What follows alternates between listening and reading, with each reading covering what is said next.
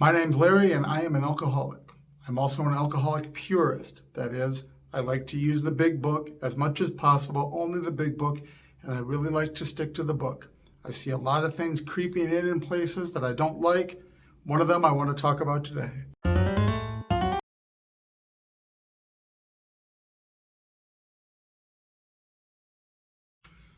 Several times over the last several years, I have heard the same thing come up, and it makes me think it's either in some of the newer literature or maybe online somewhere, but I have not been able to find it.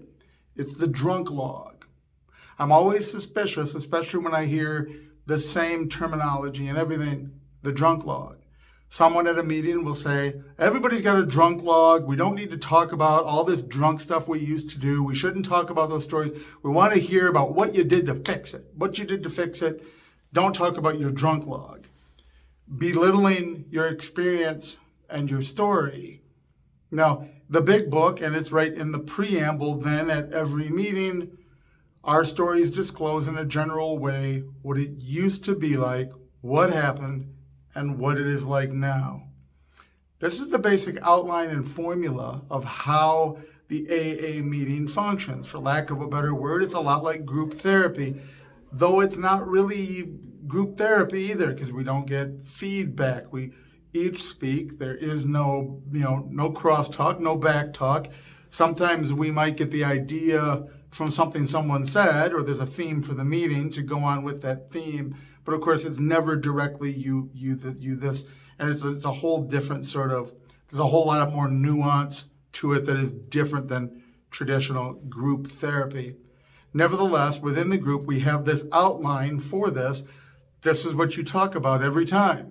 You might talk about it within a framework of a certain step or a certain particular life struggle, but it ultimately always boils down to what it was like, what happened, and what it is like now. It's always going to be how I would have dealt with it, how I failed to deal with it, dealt with it wrong, what happened in the program, how to deal with it now, and how I am dealing with it now, or could deal with it now. One of the most amazing things I found therapeutically of why AA functions for me is the good and the bad and the indifferent. Being able to sit in a meeting and rehash. Sometimes you talk about a lot of crazy stuff you did. Some of it's pretty funny. And sometimes you still laugh together. And then you get to the tragic parts and you cry together.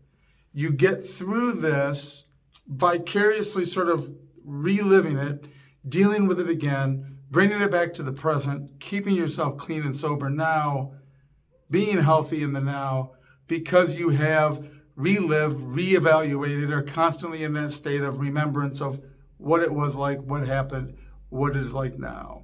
If I ignore the way that it used to be, if I try to forget all the fun stuff I did, there's going to come a time when my alcoholism is going to remind me only of the fun stuff, and I'm going to miss it.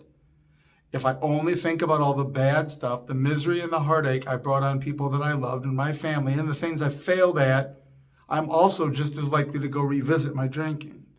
Dealing with all of it, the good, the bad, the indifferent, what it was like then, what happened, and what it was like now, it allows me to live every day as someone that is being reconverted to this faith, every meeting at a time, bringing me back one day at a time to what I'm one drink away from, what I'm doing and how I'm not doing that.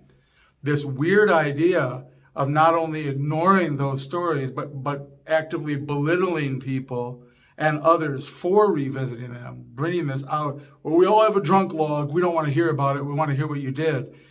If we're not going to talk about where we came from, nothing about what we've done is going to make sense, nor could we ever arrive at being healthy. You cannot have this without, and if you're doing this and you're belittling people over a drunk log, then you are not doing exactly what the big book says to do to stay healthy. Really, it's a spiritual mystery why it actually works, but it works if we work it, and we got to use the formula. I don't want to hear what people did about changing their life if I don't have any conception of why they needed to change their life. There's nothing I need to do to fix my alcoholism if I don't remember my drunk log, the good, the bad, and the indifferent. Frankly, there's a lot of things that creep into the program like this, and there's always a danger that they take over the dialogue. I talked last time I did a video about AA, about this idea of, well, we shouldn't listen to people, a vast misunderstanding of not hearing the negative things about yourself, putting them out of your mind, and working to get yourself healthy without letting it bring you down. And this idea that everyone's got a drunk log.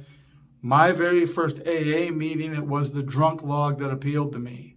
The very first time I felt pressured into going to an AA meeting by others, because I didn't think I had a problem.